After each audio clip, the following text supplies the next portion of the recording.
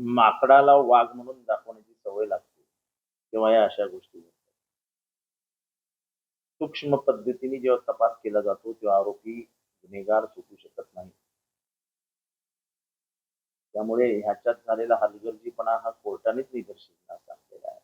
त्यामुळे त्याचा गांभीर्याने विचार करा की 2006 आणि 2025 आता isakal.com आहे देशातील नंबर 1 ची मराठी न्यूज वेबसाईट.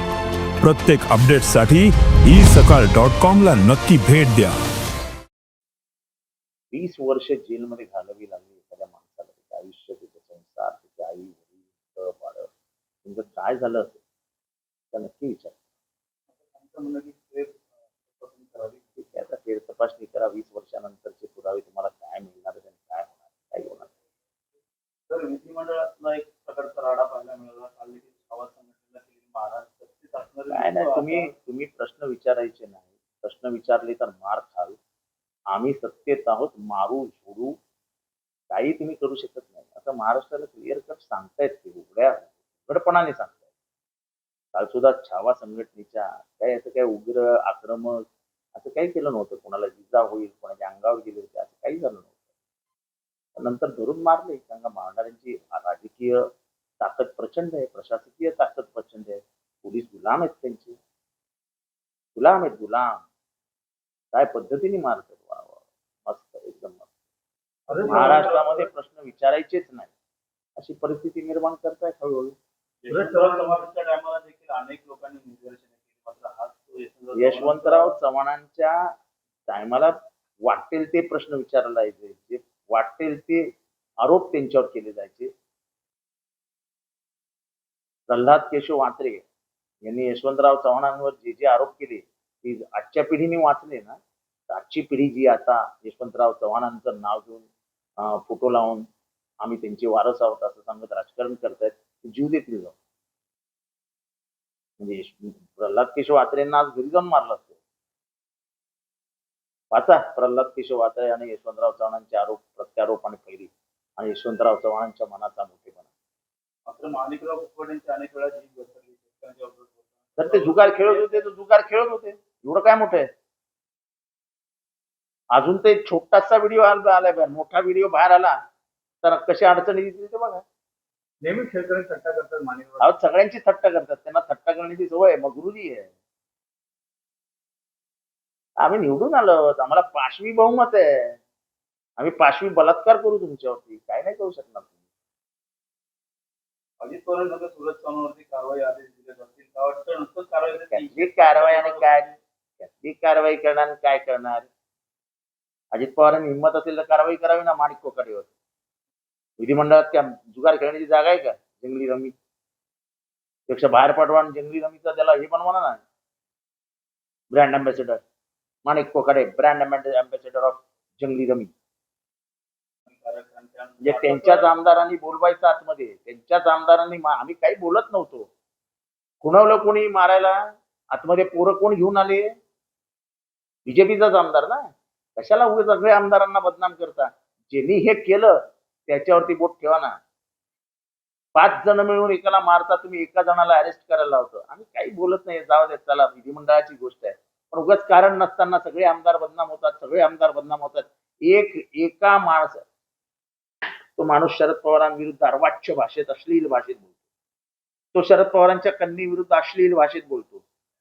तो सुप्रिया त्यांच्या सासूबद्दल बोलतो. तो उद्धव ठाकरेंना सूर्याजी पिसाळची औलाद म्हणतो. म्हणजे सूर्याजी पिसाळ कोण? बाळासाहेब ठाकरे. तो जयंत पाटलांना बोलतो. म्हणजे ह्याला काय तुम्हाला काय वाटेल ती बोलण्याची मुभा दिली? मला नक्सल अतिरेकी, अर्बन नक्सल, मुसलमानांचा XYZ माझ्या तोंडावर.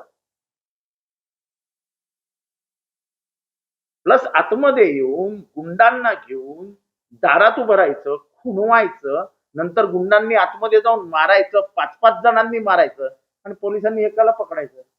अरे केवढा पक्षपातीपणा आहे, केवढा. सुरज चव्हाणचं म्हणणं की असंविधानिक पद्धतीने बोलल्यामुळे मारहाण करण्यात आली. घ्या बाबा, तू काय मारून पडेल असंविधानिक बोलत. नाही ना सगळं. अरे हिंमत होती तर जो माणूस अजितदादांच्या वाटेल ते बोललाय अजितदादांना त्याला मारा ना जाऊ. हिंमत आहे, हिंमत आहे त्याला त्याला जाब विचारण्याची तरी हिंमत आहे. तोच प्रश्न अरे आहे. आम्हाला आम्हाला कमीत कमी गर्व आहे की आमचे कार्यकर्ते जाब विचारतात. पवार साहेबांना कोणीही बोललं तरी आम्ही अंगावर जाणारी पोरं आहोत, माणसं आहोत. आता सुरज चव्हाणांनी कुठे जायला पाहिजे त्यांना जाता अशा छावा संघटनेने असंविधानिकपणाने बोलल्यामुळे कुठे त्यांना दोषामुक्तीने मारलं जातं. मात्र दादांच्या कुटुंबियांच्या तेवढी हिंमत तर पाहिजे हो. गरीबाला कोणी मार. आणि ते काय छावावाले गरीब नाही आहे. रिॲक्शन येईलच कळेल लोक. अजितदादांनी त्यांच्या राजीनाम्याची मागणी घेतला राजीनामा राजीनामा त्यांना असं कळलं. कोणाचा सुरज चव्हाणचा राजीनामा? पक्षाचा राजीनामा. वाटतं काय कारवाई काय मोठं राजीनामा घ्या ना. माणिक कोकाटेचे पत्ता खेळताना दिसतोय ना, काय वेगळे? पत्ते खेळताना दिसतोय ना. घ्या राजीनामा. कर्जमाफी करून करणार काय? काय लग्न हे अमुक तमुक. वाटतं सुनील तटकरे यांच्यावरती त्या कार्यकर्त्यावर अहो आपल्या किती प्रेम आहे आपल्या नेत्यासमोर कसं आपण एकदम असं शाईन झालं पाहिजे, चमको. ठीक आहे जाऊ दे. बोला पुढचं काय आहे का? तर भाजपमध्ये आमदार आहे तर गुजरातमधलं काही नवी मुंबईमध्ये गेल्या काही दिवसांपूर्वी कार्यालय ओपन केलं होतं. परंतु जुलै महिन्यामध्ये ती गुजराती पार्टी असल्यामुळे जुलै महिन्यात दबाव आल्यानंतर ती पार्टी त्याने मराठीमध्ये केली होती. परंतु आता पुन्हा एकदा ती पार्टी त्या सोडवण्याची आहे. अरे का नाही? व्हिडिओ आहे ना, का नाही? परिस्थितीजन्य पुराव्यावरती खटला दाखल होतो ना, केस दाखल होतो ना. परिस्थितीजन्य पुरावा काय आहे? तर आमदार खुणवतोय, मारो मारो. आणि मग बीजेपीने सुचिता आपल्या विधिमंडळाची इज्जत गेली, आपल्या विधिमंडळाचं हे झालं ते झालं. अरे विधिमंडळाची इज्जत घालवली कोणी? तुमच्या आमदार कॅन्टीन वाल्याला मारतात, त्याची केस रजिस्टर होत नाही. तुमचा आमदार खुणवतो, गुंडांना आतमध्ये घेऊन येतो. मकोका एमपीडीएचे गुंड आतमध्ये येतात, मारामाऱ्या करतात. तुमचा एक मंत्री विधिमंडळाच्या आतमध्ये म्हणजे जिथे सभागृहाचं गांभीर्याने कामकाज चालू आहे तिथे बसून जुगार खेळतो. त्याच्याबद्दल प्रश्न विचारला म्हणून कार्यकर्त्यांना मारहाण होते. काय चालवलंय काय? कायद्याचं राज्य आहे, द्याचं राज्य आहे. मला वाटतं राजीनामा जर नाही काही राजीनामा वगैरे घेणार नाही. अशीच प्रकरणं अजून 2-4 करतील म्हणजे हा मागचं प्रकरण विसरून जातील. काही राजीनामा वगैरे हे गुजरातीमध्ये केलेली आहे. मस्ती आहे, मस्ती. मुद्दा म्हणून मस्ती. ही मस्ती आहे. म्हणजे काय? तर आपली मराठी पोरं जाऊन ती पाठीवर हल्ला करणार, मग गुजराती विरुद्ध मराठी असा दंगा पेटवणार. झालं आमचं काम. हे सगळं बीजेपीचं ठरवून चाललेलं आहे. ठरवून मराठी माणसाला एकटं पाडण्याचं काम चालू आहे. मिगारोड असेल सगळीकडे मराठी माणूस कसा एकटा पडेल आणि हरेल याची व्यूहरचना केली जाते. तर हसन मुश्रीफ असं म्हणतात रोहित पवारांना घाई झालेली दिसून येते आणि त्यांना अजित पवारांची जागा दिली. कोणाला कोणाची जागा घ्यायची नाही. प्रत्येक जण आपापल्या जागी सुखी असतो. कोणाला काही पडलेली नाही. रोहितलाही माहिती आहे की आत्ताशी आमदार होऊन त्याला 6च वर्ष झाली आणि अजित पवारांना आमदार होऊन जवळजवळ 35-36 वर्ष झाली.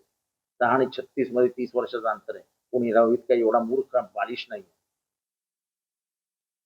अशी काहीतरी विधानं करून आपल्या आकलीची तारीख होती. तर पेंड्राईव्ह बद्दल खूप जास्त आता मंत्री अहो आम्ही विधानसभेत सांगितलंय, सत्य आहे, सत्य आहे.